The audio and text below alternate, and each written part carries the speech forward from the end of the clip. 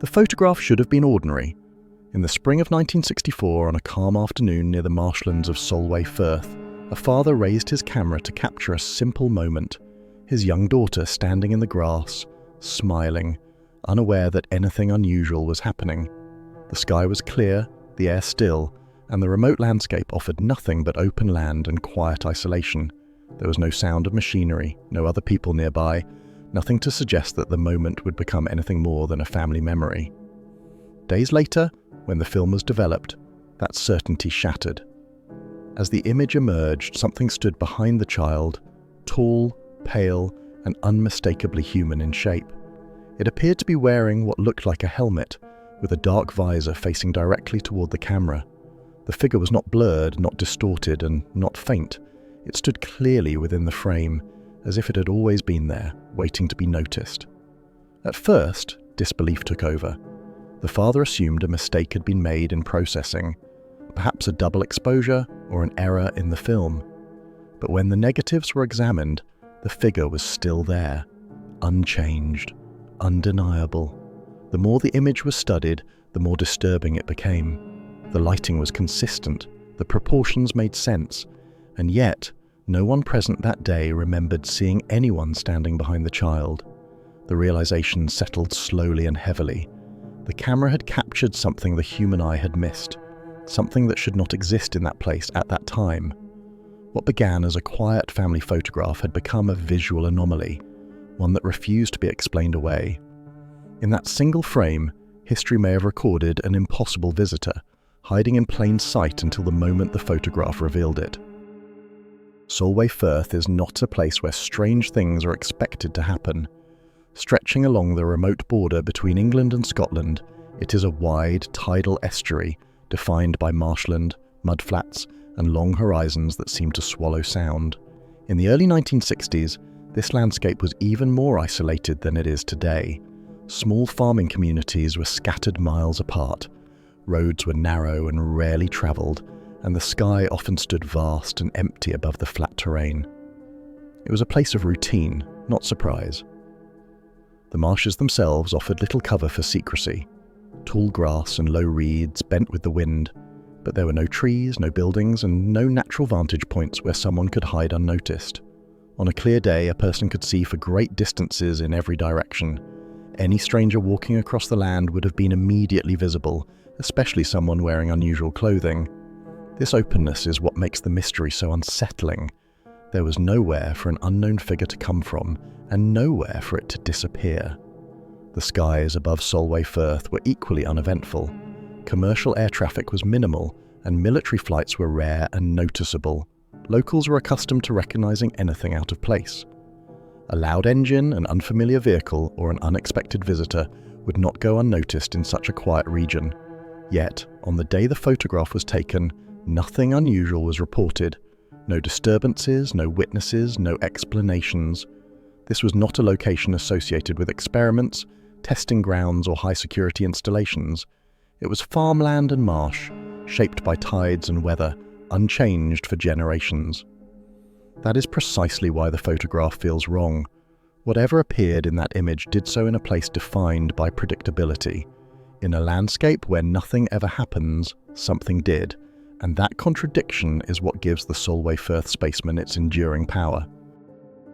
Jim Templeton was not the kind of man history remembers. He did not seek attention, did not cultivate mystery, and did not profit from controversy. In 1964, Jim Templeton was a quiet, methodical fire brigade inspector living in Carlisle, a small English city near the Scottish border. His days were structured, procedural, and rooted in safety regulations and routine inspections. He was known among colleagues as cautious, even meticulous, someone who documented details carefully and followed rules to the letter. This detail-oriented nature would later become one of the strongest arguments against the idea that he fabricated one of Britain's most puzzling photographs. Templeton's background offered no hint of eccentricity or obsession with science fiction. He was not a photographer by profession, nor an enthusiast experimenting with darkroom tricks. The camera he used that day was a simple, commercially available model, loaded with the standard film purchased from a local shop. He was a family man, devoted to his wife Annie and their young daughter Elizabeth. The photograph that would change his life was never intended to be anything more than a keepsake, an ordinary image of a child enjoying a quiet afternoon in the marshes of Solway Firth. Those who later scrutinized Templeton's life searched intensely for motive. Financial gain was ruled out quickly. He never sold the photograph for profit, nor did he attempt to license it aggressively when media interest exploded. In fact, he appeared uncomfortable with the attention, often expressing frustration that a private family moment had turned into a public spectacle. Friends and co-workers described him as deeply unsettled by the controversy, not energized by it. Hoaxers, investigators noted, tend to seek recognition or reward. Templeton did neither. When Kodak examined the negative and confirmed there was no evidence of tampering, attention shifted from the photograph to the man himself. Investigators questioned Templeton repeatedly, sometimes aggressively. His accounts never changed. He described the day in simple, unembellished terms: the weather, the marshland, his daughter playing, the brief moment he raised the camera. He maintained that no other person was visible in the area at the time. There were no dramatic embellishments, no evolving details, none of the inconsistencies typically associated with fabricated stories. Perhaps most compelling was Templeton's reaction once the anomaly was discovered. According to those present, he was genuinely shocked when the photograph was developed. He reportedly stared at the image in disbelief, initially assuming a mistake had been made during processing. He returned to the location, retraced his steps, and attempted to rationalize what he was seeing. This behavior aligned more closely with confusion than deception. A staged hoax usually begins with intent. Templeton's began with disbelief. Psychologists later analyzing the case noted that Templeton's personality type did not match that of a fabricator. He was risk-averse, authority-respecting, and socially conventional. Pulling off an elaborate photographic hoax, one that fooled Kodak technicians and photographic experts, would have required planning, technical skill, and a willingness to invite scrutiny from government officials. There is no evidence he possessed any of these traits or capabilities. As media coverage intensified, Templeton's life became increasingly difficult. He received unwanted visitors, strange phone calls, and persistent questioning. At one point, he claimed two men identifying themselves only as government officials questioned him for hours, probing details that seemed unrelated to the photograph itself. This attention did not bring excitement, it brought anxiety. Templeton's work suffered, his family life strained, and the photograph became a burden rather than a badge of fame.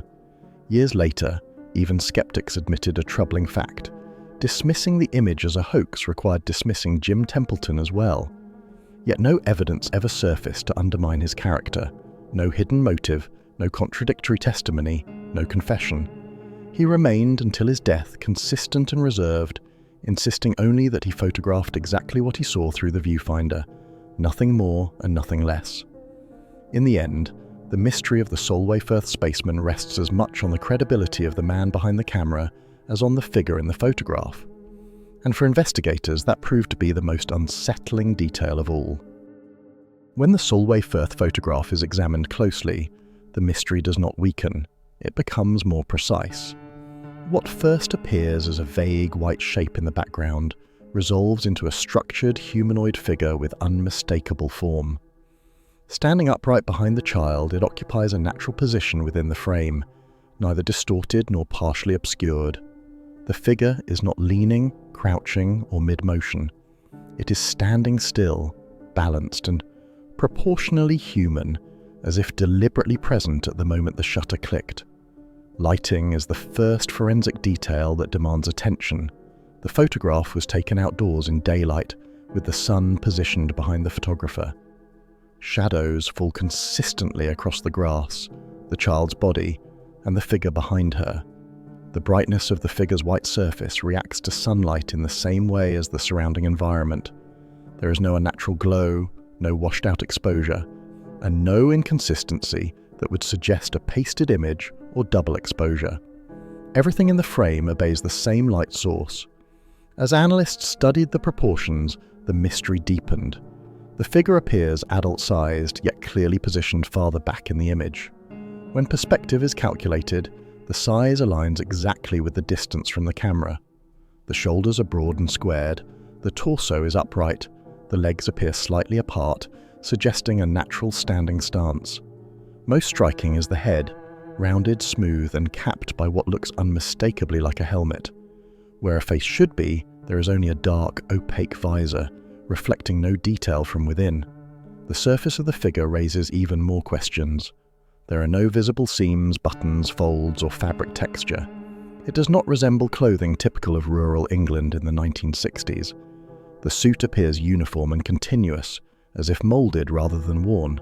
No belt, no pockets, no identifiable footwear. The lower portion blends into the grass without breaking form, maintaining volume while defying familiarity. Shadows beneath the figure confirm something critical. It is grounded.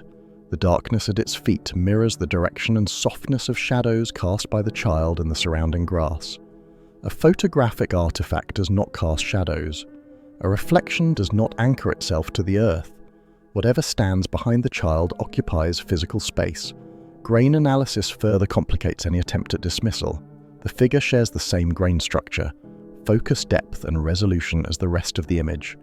It exists on the same negative, captured at the same instant.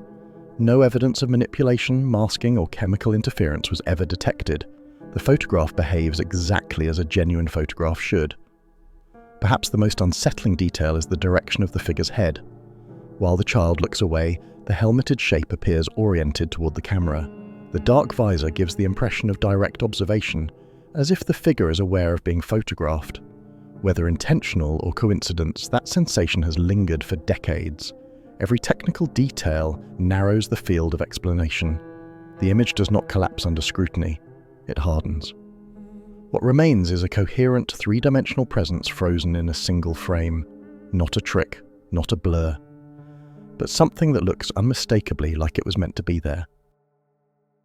As word of the photograph spread beyond friends and family, skepticism followed quickly. Strange images were not unheard of in the 1960s, and photographic errors were often the simplest explanation. Double exposures, accidental reflections, light leaks — these were familiar problems, especially to amateur photographers. Determined to find an answer, Jim Templeton submitted the original negatives to Kodak, the most trusted authority in photographic science at the time. What happened next would change the nature of the mystery entirely. Kodak's analysts approached the image without interest in folklore or speculation. Their task was purely technical. They examined the negatives under magnification, searching for inconsistencies in grain, exposure overlap, chemical residue, or processing flaws. A double exposure, one of the most common explanations for ghostly figures, would leave unmistakable traces, uneven density, overlapping grain patterns, or misaligned lighting. None were present. The background figure existed cleanly and singularly on the negative. The film itself showed no signs of manipulation. There were no scratches, no masking marks, no evidence that the negative had been altered during development. The exposure was uniform across the entire frame. Kodak confirmed that the camera and film used were functioning normally and that the photograph had been processed correctly. In short, the image was technically sound. Whatever appeared in the background was captured at the same moment as the child in the foreground. This conclusion carried enormous weight. Kodak had nothing to gain by endorsing a mystery. If anything, confirming the photograph's authenticity risked inviting unwanted attention and controversy. Yet their verdict was clear. The image was genuine, and the figure could not be explained as a photographic error. The company stated that the photograph showed no evidence of trick photography. With that sentence, the story crossed an invisible threshold. What had been a curious oddity now became a legitimate anomaly. The photograph could no longer be dismissed casually. If the image was real, then the mystery was not about film, it was about reality itself. Investigators shifted focus from the camera to the environment, from chemistry to circumstance, and that shift made the photograph far more unsettling. Kodak's assessment also eliminated the idea of a staged hoax. Creating such an image intentionally would have required advanced knowledge of photographic processes and access to professional equipment, neither of which Templeton possessed. Even trained technicians struggled to recreate the effect convincingly. The simplicity of the original setup worked against every attempt to explain it away. As Kodak's findings circulated, interest intensified. Media outlets picked up the story, no longer as a novelty but as an unresolved case. Experts who initially dismissed the image were forced to reconsider. The photograph was no longer asking, "Is this fake?" It was asking, "If this is real, then what are we looking at?" For Jim Templeton, Kodak's confirmation was not a relief. It was a burden. The authority he had hoped would explain the image had instead validated the mystery. The photograph was now beyond his control, moving into public debate, scientific scrutiny, and speculation he never intended to invite. Kodak had done exactly what it was meant to do, remove doubt from the medium itself. But in doing so, it stripped away the most comfortable explanations. The photograph did not collapse under examination. It survived it. And once Kodak stepped aside, the Solway Firth Spaceman was no longer just a strange image. It was evidence of something unexplained, preserved on film, waiting for an answer that never came. Once Kodak confirmed the photograph's authenticity, the story escaped the boundaries of technical analysis and entered the public imagination. Newspapers no longer framed it as a photographic curiosity, they framed it as a mystery. Headlines needed a name, a symbol, something readers could grasp. And almost instinctively, the figure in the background was given an identity. It was no longer just a shape, it became the spaceman. The label spread rapidly, fueled by the cultural atmosphere of the 1960s. This was the height of the space race, when astronauts were national heroes and images of space exploration filled newspapers and television screens. Although modern spacesuits were not yet widely known to the public, the idea of a helmeted figure in a white suit resonated instantly. The smooth, reflective visor and seamless white appearance seemed to echo humanity's earliest steps toward the stars. What made the comparison unsettling was timing. The photograph was taken before many iconic astronaut images became common knowledge. British civilians, especially in rural areas like Solway Firth, would have had limited exposure to detailed depictions of spacesuits. Yet, the figure bore an uncanny resemblance to what astronauts would soon wear.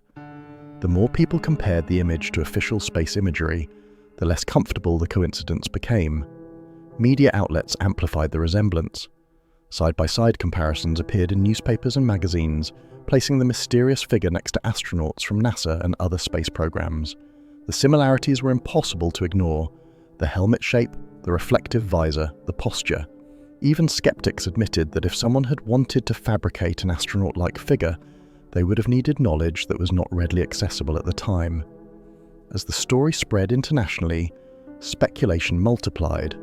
Some suggested experimental military technology, others proposed a misidentified worker in protective clothing. But these explanations struggled against the setting. There were no facilities nearby, no records of testing, no reason for such equipment to appear in an open marshland without witnesses. Each attempt at rationalization seemed to raise more questions than it answered.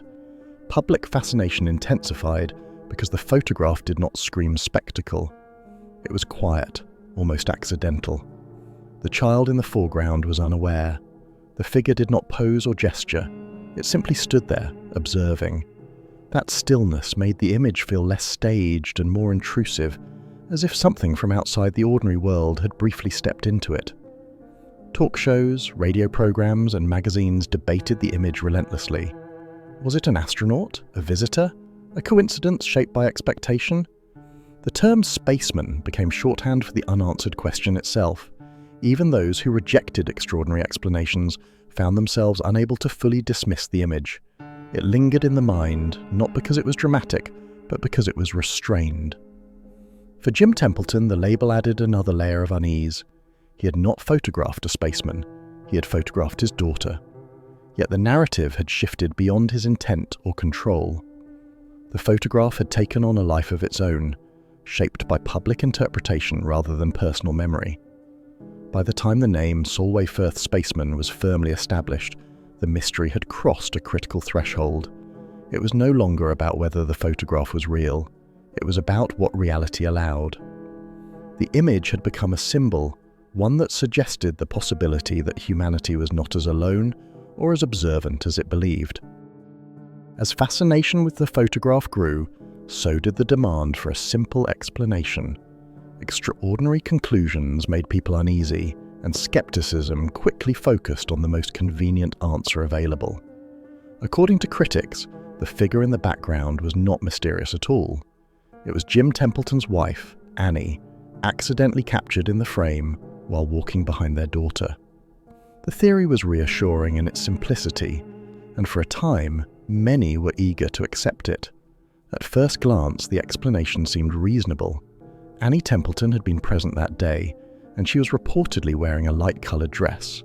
From a distance, skeptics argued, bright fabric could appear white. Perspective could distort scale. A raised arm might look like a helmet. Case closed, or so it seemed. But when the details were examined, the theory began to unravel. Measurements were the first problem. When the distance between the camera, the child, and the background figure was calculated, the proportions did not match Annie's height or build. The figure appeared significantly taller than she was. Perspective alone could not account for the discrepancy. The shoulders were broader, the stance wider, and the overall frame far more rigid than a person in a flowing dress would appear. Then there was the issue of clothing. Annie's dress, described and photographed on other occasions, did not match what appeared in the image. The figure showed no folds, no creases, no indication of fabric movement. There was no contrast between top and bottom garments, no visible sleeves, and no sign of footwear. The outfit appeared uniform and continuous, something closer to a suit than civilian clothing. Most damaging to the theory was Annie Templeton herself. She firmly stated that she had not been standing behind her daughter at the moment the photograph was taken. She recalled being off to the side, away from the camera's line of sight. Investigators attempted to reconstruct the scene, placing Annie where skeptics claimed she must have been. Each reconstruction failed to produce a match. The angle was wrong, the scale was wrong, the result never aligned with the original image. Photographic experts also weighed in. If Annie had been captured mid-motion, the image should show blur or distortion. It did not. The figure was sharp, upright and still. A person walking across uneven marshland would not appear so rigid, so perfectly vertical.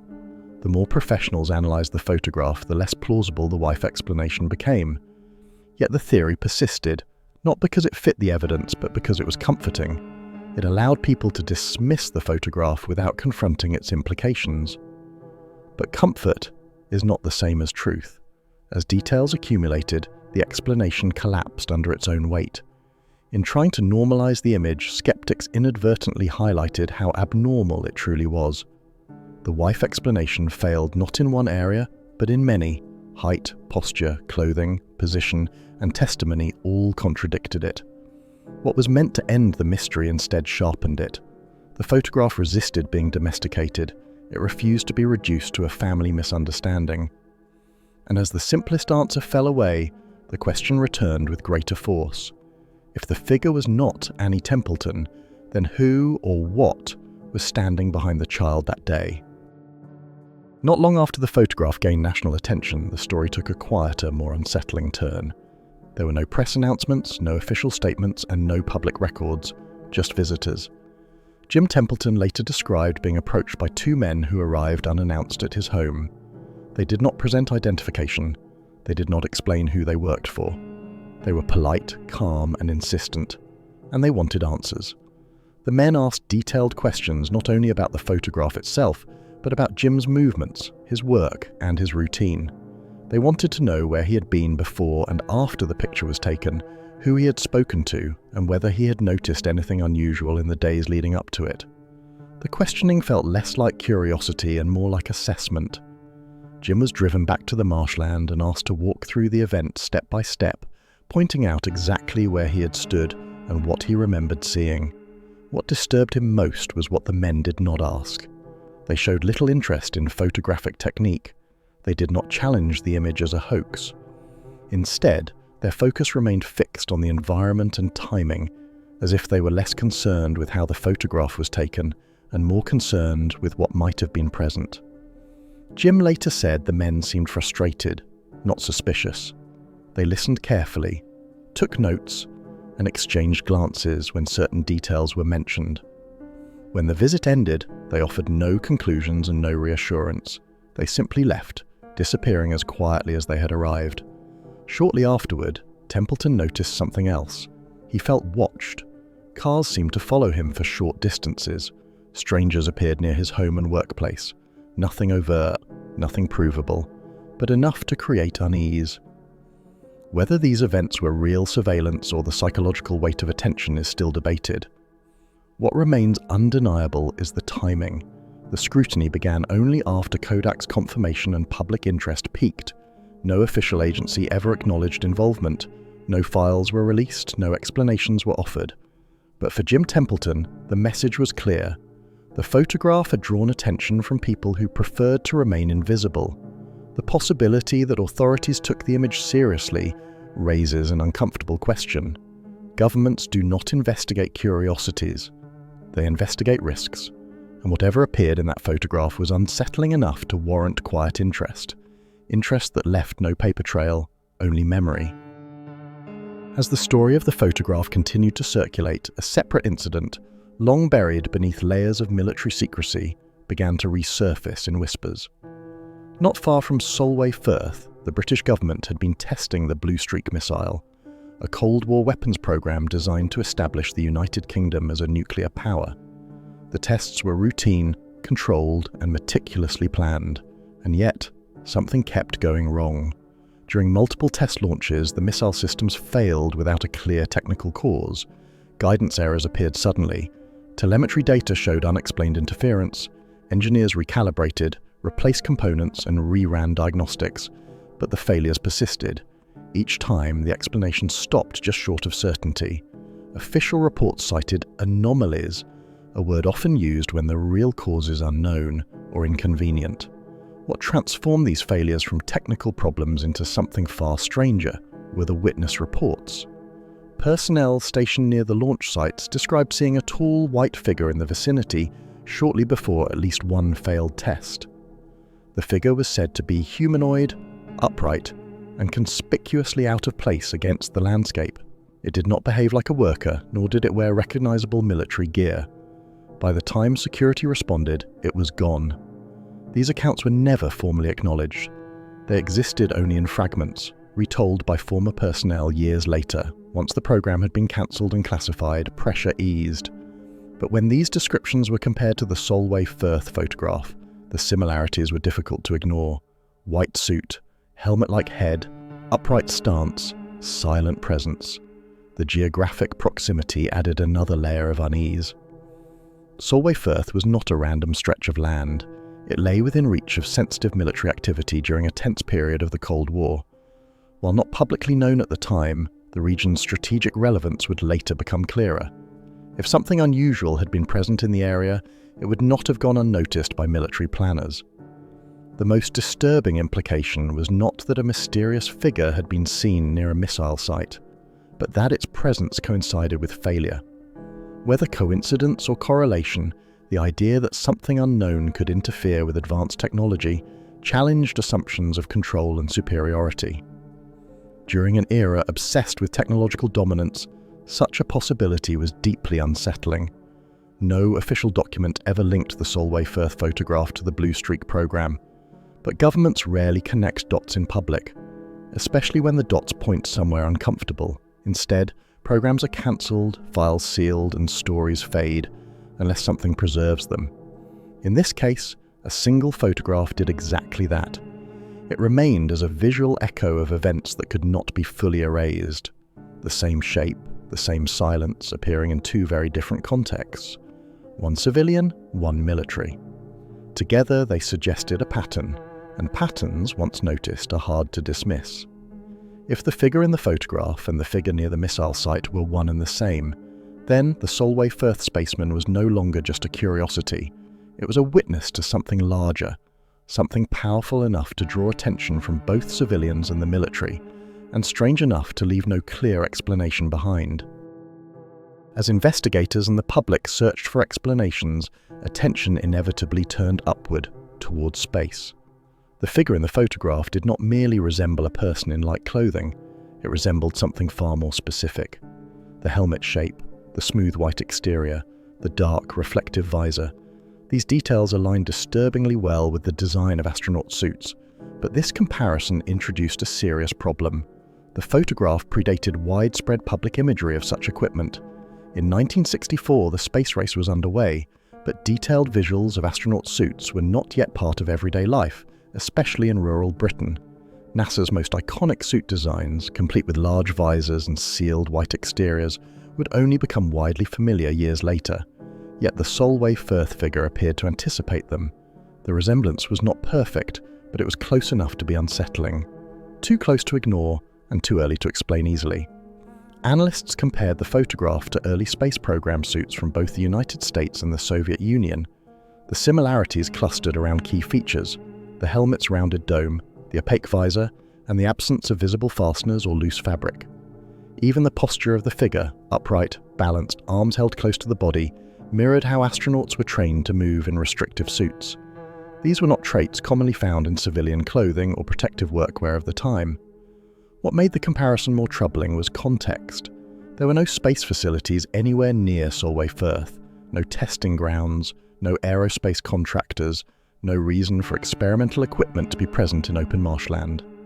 Even if someone had somehow acquired such a suit, wearing it casually in a rural field made little sense. Astronaut suits were complex, expensive, and closely controlled. They were not items one could simply borrow or discard unseen. Some skeptics proposed that the resemblance was coincidence shaped by hindsight. Once humans began imagining space exploration in a certain way, the mind naturally connected unfamiliar shapes to that narrative.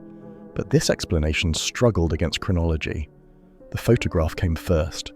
The iconic imagery came later. If anything, the Solway Firth image seemed to foreshadow what spacesuits would become.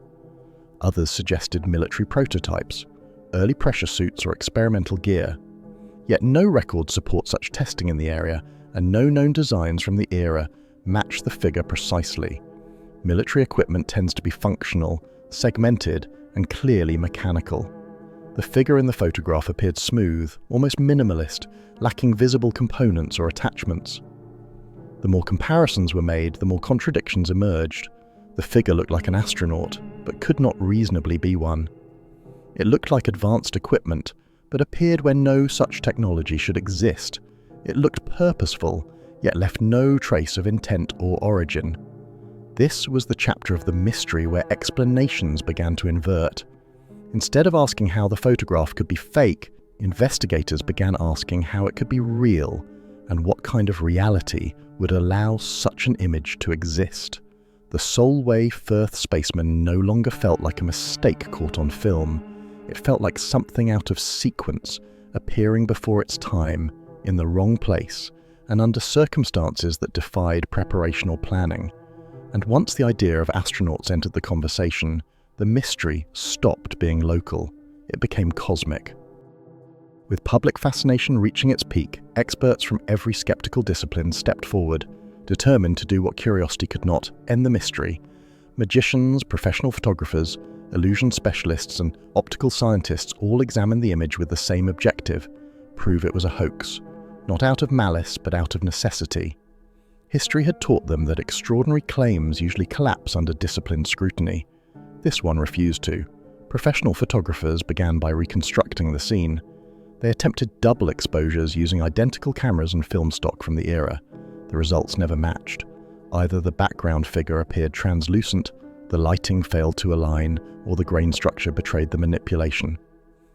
Even when experts tried to fake the photograph intentionally, they could not reproduce the specific combination of clarity, proportion, and environmental consistency seen in the original image. Illusionists proposed false perspective tricks, suggesting someone closer to the camera could appear larger or stranger than they were. But measurements dismantled that idea quickly. The figure's size scaled correctly with distance. Perspective lines matched the terrain. There was no spatial distortion. The figure occupied the background exactly as a real person would, no more, no less. Others suggested photographic pareidolia, the human tendency to see patterns where none exist. But pareidolia relies on ambiguity. The Solway Firth figure was not ambiguous. It had a head, torso, and legs, arranged in anatomically plausible alignment. It was not cloud-shaped or abstract. It was structured. Perhaps most damaging to the hoax argument was motive. Experts could not identify why Jim Templeton would fabricate such an image, nor how he could have done so without advanced knowledge and tools. Hoaxes leave fingerprints, financial gain, contradictions, later confessions. This one left none.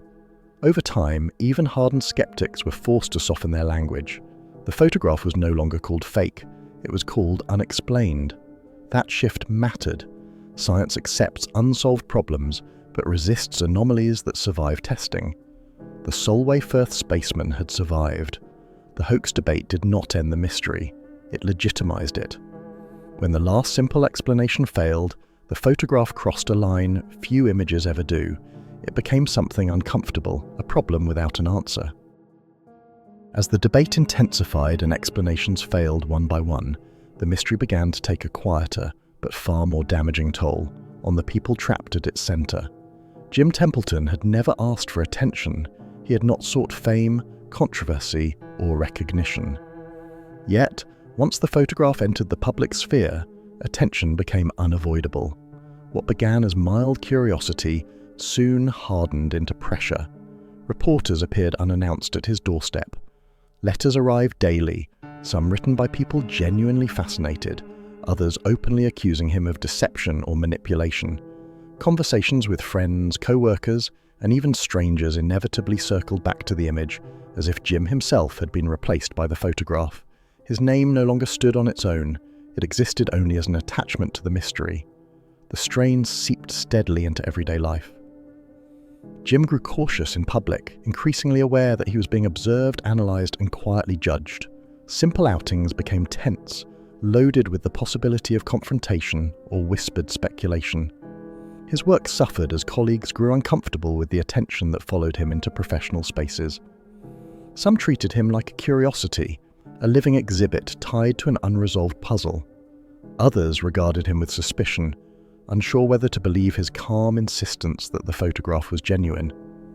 The quiet, predictable routine he once relied on disappeared, replaced by uncertainty, constant explanations, and the sense that he was always defending himself against an accusation that never fully took shape.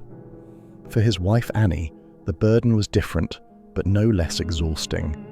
Being cast as part of the mystery, sometimes even as the explanation, left her feeling exposed and diminished. Strangers speculated about her movements, her clothing, and her memory, often implying that she was mistaken, forgetful, or complicit. She was repeatedly asked to relive the day the photograph was taken, to recount every detail, to defend her own recollection as if it were evidence under cross-examination. Over time, frustration gave way to emotional fatigue. The photograph was no longer just an image frozen in time. It became an accusation that followed her into every conversation, stripping her of privacy and credibility. Their daughter, Elizabeth, grew up beneath the shadow of a moment she could not even remember. The photograph that once captured her childhood innocence slowly transformed into a source of discomfort as she grew older. Classmates, neighbours, and eventually complete strangers recognized her not for who she was, but as the girl in the spaceman photo. What should have been an ordinary family snapshot, forgotten in an album or tucked away in a drawer, became an unwanted label that trailed her through adolescence and into adulthood. Her identity was shaped by a mystery she never chose and could never escape. Gradually, the family withdrew. Social circles shrank as trust eroded. Invitations became rare, conversations strained. The mystery did not bring excitement, wonder, or opportunity into their lives. It brought isolation. Even Jim, who remained composed and measured whenever he spoke publicly, reportedly grew weary of repeating the same answers, fully aware that none of them would ever satisfy those determined to believe something else. By the time public interest finally faded, the damage had already been done. The mystery lived on in books, articles, and speculation, but the family had paid its price in silence and separation. And in that quiet aftermath, the photograph revealed its most unsettling truth.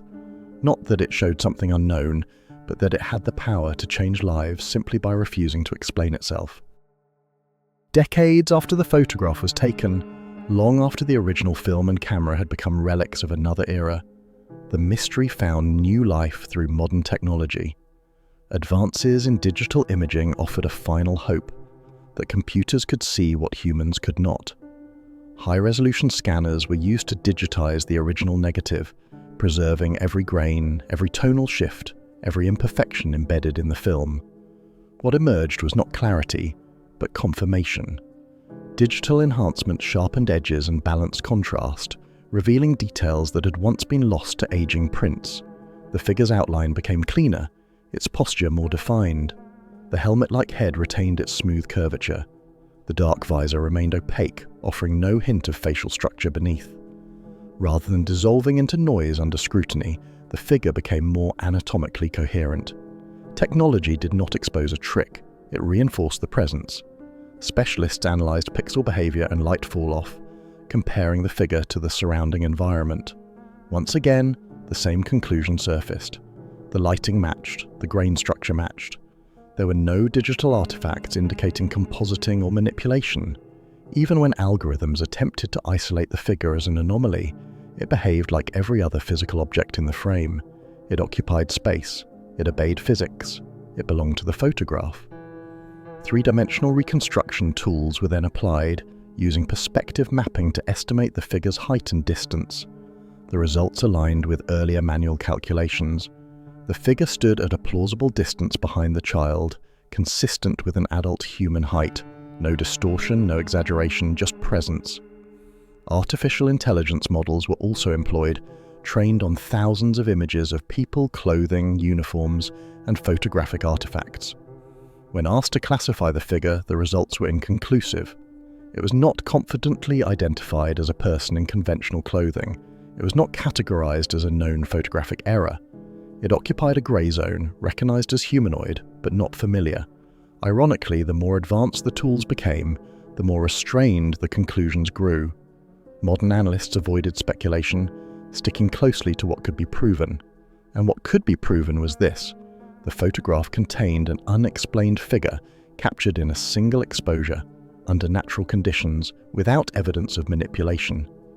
Technology had been expected to close the case. Instead, it preserved it. The Solway Firth Spaceman did not belong to the past alone. It survived into the digital age, unchanged in its defiance. The mystery was no longer limited by the tools of 1964. It had been tested by the best tools of the present, and still it remained. With technology unable to deliver a definitive answer, the mystery drifted into a different territory, the realm of theory. Once the photograph had been examined, tested, and confirmed as genuine yet unexplained, attention shifted away from how it was created and toward what kind of reality could allow such an image to exist at all. Theories did not emerge because people were eager to believe them. They emerged because every conventional explanation had already failed. When logic reached its limit, speculation became the only remaining tool. The most immediate and widely accepted possibility was extraterrestrial visitation. The figure's appearance, helmeted, uniformed, and faceless, aligned almost perfectly with humanity's mental image of visitors from beyond Earth. During the 1960s, reports of UFO sightings were already spreading across newspapers and radio broadcasts worldwide. The cultural groundwork was already in place. Against that backdrop, the idea that something non-human could briefly appear, observe its surroundings, and see no need to interact made a certain unsettling sense. Yet the photograph resisted dramatization. There was no visible craft, no strange lights in the sky, no scorched ground or physical disturbance. If this was an extraterrestrial presence, it behaved with quiet restraint, leaving behind only a single accidental trace. Others proposed a theory that was no less extraordinary, but far more disturbing: time travel. The resemblance between the figure's smooth, pale suit and the design of later astronaut uniforms prompted speculation that the image captured a human from another era, not a visitor from another world, but from another time. This explanation neatly sidestepped the need for alien biology or interstellar travel, while still accounting for the advanced appearance of the figure. But it introduced a question far more difficult to confront.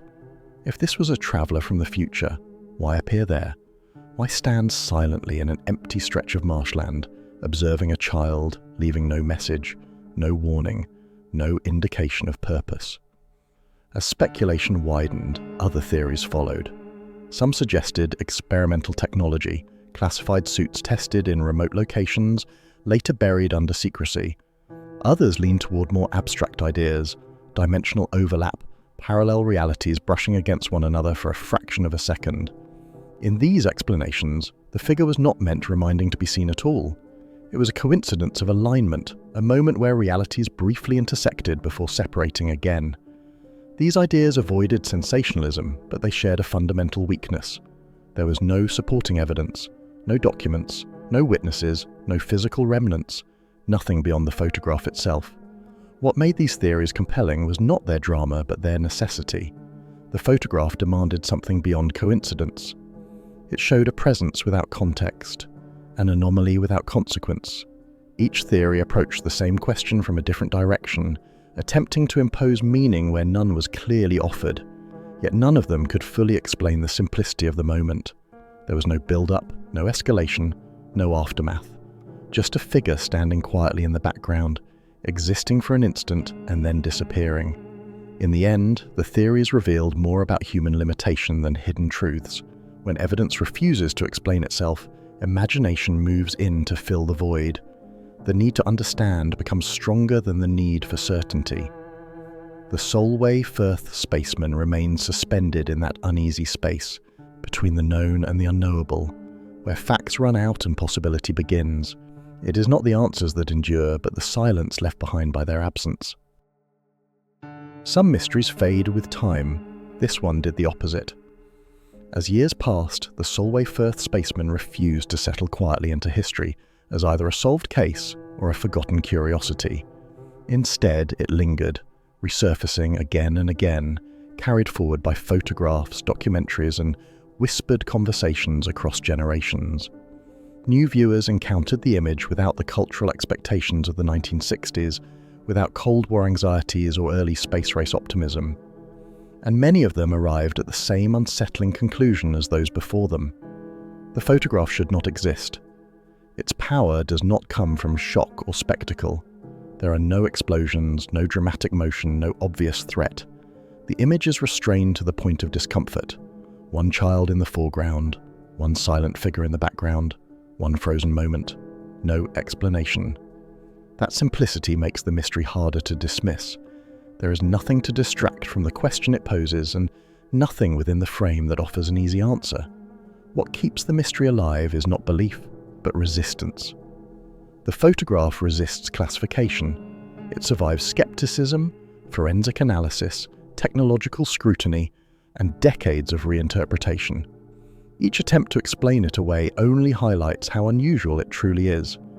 In an age saturated with digital manipulation, deepfakes, and artificial imagery, the Solway Firth Spaceman feels even more unsettling precisely because it comes from a time when such tools did not exist.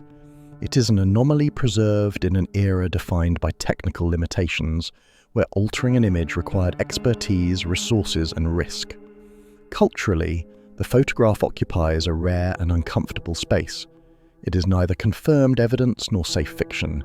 It does not sit neatly alongside folklore or fantasy, nor can it be filed away as a hoax with confidence. Instead, it exists in the unresolved middle, a place where questions linger longer than answers and uncertainty becomes permanent. That unresolved state is what allows the image to endure. It can be rediscovered, re-examined, and reinterpreted without ever being exhausted. It does not demand belief. It invites examination. There is also a deeper discomfort embedded in the photograph itself, the unsettling sense that it is not merely observed, but observing. The child in the foreground is unaware, frozen in a moment of innocence. The figure in the background appears attentive, positioned not by accident but with intent. And then there is the viewer. Decades later, we enter the scene as the third point of a silent triangle. We look at the photograph, and it seems to look back, challenging our assumptions about what can be captured, what can be overlooked, and what might exist just beyond the edge of awareness. That tension is what gives the image its lasting psychological weight. It suggests that reality may not always announce itself, that something extraordinary does not need spectacle to exist. Sometimes it stands quietly in the background, unnoticed until long after it has gone. The Solway Firth Spaceman endures because it never explains itself. It offers no resolution, no closure, no final statement. It asks a question and leaves it open, suspended in time. And now, that question belongs to you. What do you think stood behind that child in 1964? A trick of perception, a coincidence shaped by chance and angle, a visitor, human or otherwise, or something that defies every category we rely on to feel certain about the world? If this mystery fascinated you, share your theory in the comments, explore the next case, and subscribe for more stories where history ends and the unknown begins. In the end, everything leads back to the photograph itself.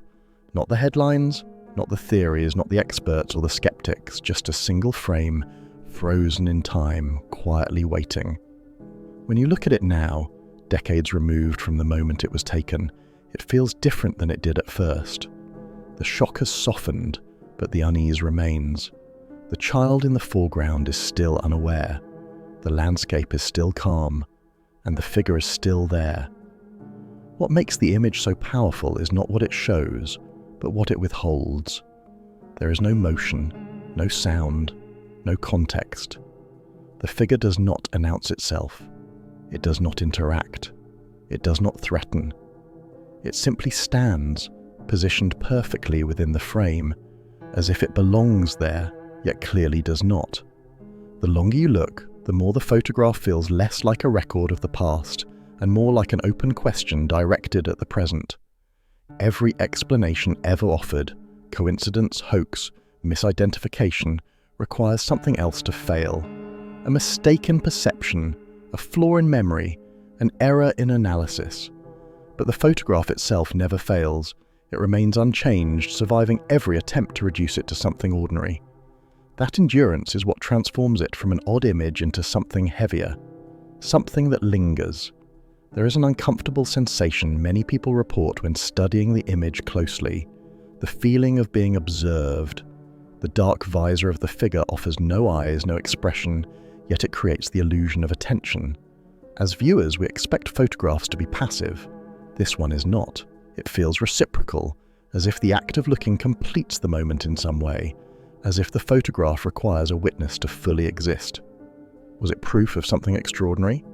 Perhaps. But proof of what? Extraterrestrial life? Advanced technology? A moment out of time? Each answer raises questions larger than the image itself. Or was it coincidence, a perfect alignment of light, distance, and perception that just happens to resemble something impossible? If so, why does it resist dismissal so stubbornly? And then there is the most unsettling possibility of all, that it was a warning, not intentional, not dramatic, just a reminder. A reminder that human perception is limited, that reality does not always announce itself, and that sometimes things pass through our world unnoticed, until a camera, by accident, captures what our eyes did not. Jim Templeton never claimed to know what he photographed. He never tried to explain it. He simply insisted that the image showed exactly what was there. That restraint may be the most important detail of all. The photograph does not tell us what to think. It asks us to decide whether uncertainty itself can be meaningful. At some point, every mystery reaches a crossroads. Either it is solved or it is absorbed. The Solway Firth Spaceman was never solved. Instead, it was slowly absorbed into the background noise of unanswered things, filed away, revisited occasionally, and quietly tolerated. And yet, tolerance may be the most misleading response of all. What makes this photograph different is not how strange it looks, but how ordinary it was meant to be. There was no intention behind it, no anticipation of discovery, no preparation. It was not taken at night, not aimed at the sky, not staged to provoke belief. It was taken in daylight, at ground level, during a moment that carried no expectation of consequence. That randomness strips away one of the most reliable tools skeptics rely on: intent. The image does not announce itself as extraordinary. It becomes extraordinary only after the fact. Probability plays an uncomfortable role here. The odds of a complex, human-shaped figure appearing accidentally in a single exposure, without manipulation, without motion blur, without contextual cause, are not easily dismissed. Coincidences happen, but coincidences usually unravel when pressed. This one did not. Every attempt to reduce it required additional assumptions, unseen movements, misremembered positions, invisible actions. The explanations grew more complicated than the anomaly itself. Over time, the photograph stopped being evaluated on its own terms. It became symbolic, then cultural, then abstract. People argued about what it represented rather than what it actually showed. In doing so, something subtle happened. The original discomfort faded. Familiarity dulled its edge. The image became safe through repetition. But safety does not equal understanding. There is a risk in that normalization. When unexplained things are treated as curiosities rather than problems, they lose their power to challenge assumptions. The Solway Firth Spaceman is not disturbing because it suggests aliens, time travelers, or secret technology. It is disturbing because it exists without explanation and without consequence. Nothing followed it. No pattern emerged. No confirmation arrived. It did not escalate into revelation. It simply happened once and then vanished. That kind of event does not fit neatly into how we expect reality to behave. We are comfortable with mysteries that promise answers eventually. This one makes no such promise. It offers no progression, only a fixed point that refuses to move, no matter how much context is added around it. Perhaps the most unsettling possibility is also the simplest, that the photograph does not mean anything at all, not in the way stories usually mean things, not as evidence, not as warning, not as message. It may be nothing more than a rare collision of circumstance, perception, and timing, something that slipped through the cracks of expectation and left no instructions for interpretation. But even that explanation carries weight, because if something so visually specific, so internally consistent, and so resistant to dismissal can occur without meaning, then certainty itself becomes fragile. It suggests that reality is not obligated to be coherent, and that not everything strange is part of a larger design. Some things may simply exist briefly, incompletely, and without explanation. Jim Templeton never tried to turn the photograph into more than it was. He did not shape it into a theory or defend it as proof. He let it stand alone. In retrospect, that restraint may be the most honest response the mystery ever received. The image does not ask to be believed, it asks to be acknowledged. The Solway Firth Spaceman remains not because it confirms anything, but because it refuses to disappear. It occupies a narrow space between dismissal and belief where certainty cannot reach. And as long as that space exists, the photograph will continue to unsettle, not by what it claims, but by what it leaves unresolved. Some questions do not demand answers, they demand humility, and this one has been waiting quietly for decades, untouched by resolution, reminding us that not everything captured can be contained. For more than half a century, the Solway Firth Spaceman has existed in a strange state of suspension, not proven, not disproven, not forgotten. A single image, taken without intention, has outlived its moment and outpaced every explanation meant to contain it. And now, after everything you've seen and heard, the final question is no longer about the photograph itself. It's about what you do with it. Every generation that encounters this image brings something new to it. New tools, new assumptions, new limits on what they believe is possible. Some viewers see coincidence, others see technology out of place. Some see something watching from the edge of the frame. None of these reactions are wrong, but none of them are complete on their own. The mystery only survives because it is shared, questioned, and re-examined. So take a moment and look at the photograph again, not as evidence, not as proof, but as a challenge. Ask yourself what explanation feels most uncomfortable, not most comforting. Is it easier to believe the image is a mistake, or harder to accept that something simply doesn't fit? Does the figure feel human, or does it feel unfamiliar in a way that language can't quite describe? And if the photograph were taken today, with modern cameras and instant scrutiny, would it be dismissed more quickly, or would it trouble us even more? This is where the story passes from history into participation. Your perspective matters, not because it will solve the mystery, but because mysteries like this don't belong to experts alone. They belong to everyone willing to question what they're seeing. Leave your theory in the comments, not just what you think the figure was, but why that explanation makes sense to you. What assumptions are you relying on? What boundaries are you unwilling to cross? And which possibilities are you tempted to ignore? If stories like this keep you thinking long after the screen goes dark, you're in the right place. There are more cases like this. Photographs, recordings, moments in history that refuse to stay quiet. Some are older, some are more recent. All of them challenge the idea that everything important has already been explained. Subscribe if you want to keep exploring the space where history ends and questions begin. And share this story with someone who enjoys unresolved mysteries, because the most unsettling ones don't demand belief. They demand attention, and sometimes that's enough to keep them alive.